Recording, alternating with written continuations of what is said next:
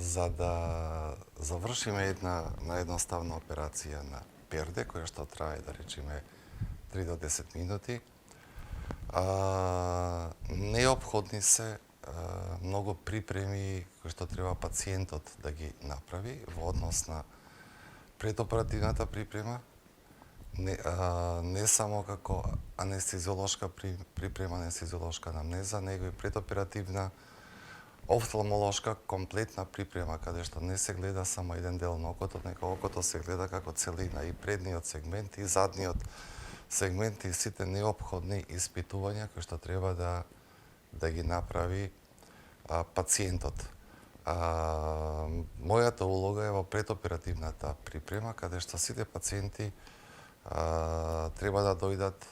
припремени, односно унапред ние им се јавуваме која терапија да ја земат, која да не ја земат, и предоперативно се ординира она што му треба на пациентот во моментот, затоа што знаат да пациентите секој различно реагираат. Од зголемен стрес, значи, кај некој се манифестира со хипертензија, кај некој со аритмија, кај некој со... А некој па имаат и без никакви болести страф од белмантил, значи по автоматизам автономниот нервен систем, значи, сигнализира дека нешто не е во ред со пациентите.